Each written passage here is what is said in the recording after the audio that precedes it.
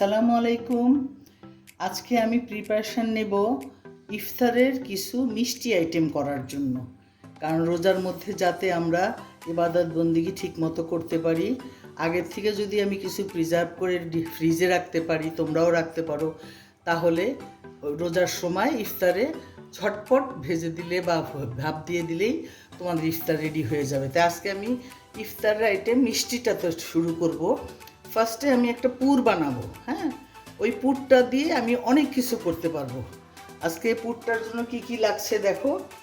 ঘি লাগছে, নারকেল কোরানো রাখছে, সুজি ভেজে রেখেছি, 2 কেজি দুধ ঘন করে রেখেছি, আর খেজুরের পাটালি গুঁড়ো এনে আমি রস করে রেখেছি, আর লাগবে একটু হলো এলাচ দারচিনি, যেটা আমি গুঁড়ো করে রেখেছি। হ্যাঁ, সামান্য একটু লবণ দিব, এটা তোমরা দেখবে। তো পুরটা আজকে দেখো কেমন কীভাবে। প্রথমেই দিয়ে দিচ্ছি আমি ঘি। হ্যাঁ, ঘিটা মেল্ট করে রেখেছিলাম, শেষ পর্যায়ে আছে, সেই জন্য এখন ঘিয়ের মধ্যে আমি দিয়ে দিব সুজি। আমি সুজি দিয়ে আমি একটা খিসা টাইপের পুর করে নিই সব সময়। তারপরে সামান্য একটু লবণ দিচ্ছি, যেটা নাকি মিষ্টিটা সুন্দর মিষ্টি করে, এটার জন্য। হ্যাঁ, আমার সুজিটা যেহেতু ভাজা, সেহেতু আর বেশি ভাজতে হবে না। এখন ঘিয়ের মধ্যে আমি এলাচ গুঁড়োটা দিয়ে দিচ্ছি।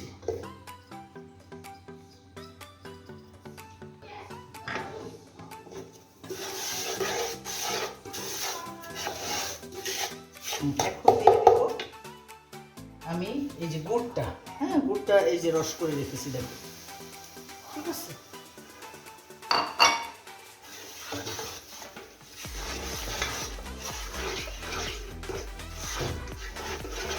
অনেকে তেজপাতা দেয়, ইচ্ছা করলে একটা তেজপাতা ছিঁড়েও আমি দিয়ে দিতে পারি, পরে আবার ফেলে দিব। হ্যাঁ, দিয়ে দিই, বাঙালি তো, মিষ্টির মধ্যে একটু তেজপাতা না দিলে কম শান্তি লাগবে না। এখন এই ঘন দুধটা আমি দিয়ে দিচ্ছি। আমি 2 কেজি দুধ ঘন করে নিয়েছিলাম, দিয়ে দিলাম তেজপাতা ছিঁড়ে। ব্যাস, এটা শুকাবে, শুকালেই তোমাদের পুর তৈরি হয়ে যাবে। হ্যাঁ, আমি নাড়তে থাকবো, আস্তে আস্তে নাড়তে নাড়তে এটা একদম শুকিয়ে ফেলবো। শুকালেই পুরটা তৈরি হয়ে যাবে। ঠিক আছে, তোমরা আমার সাথেই থাকো। কোরানো নারকেলটা দিয়ে দিচ্ছি, দেখো এখানে 2টো নারকেল কুড়িয়ে রেখেছিলাম, এটা দিয়ে দিলাম। কারণ এই পুরটা দিয়ে আমি অনেক ধরনের পিঠা করতে পারবো, তোমরা দেখো, আমার সাথে থাকলে দেখতে পাবে। এটা নাড়তে নাড়তে একদম শুকিয়ে যাবে, জাস্ট আমার পুর তৈরি হয়ে যাবে। তো আমার পুর রেডি। মিষ্টিটা দেখি একটু কেমন হয়েছে। Perfectly alright.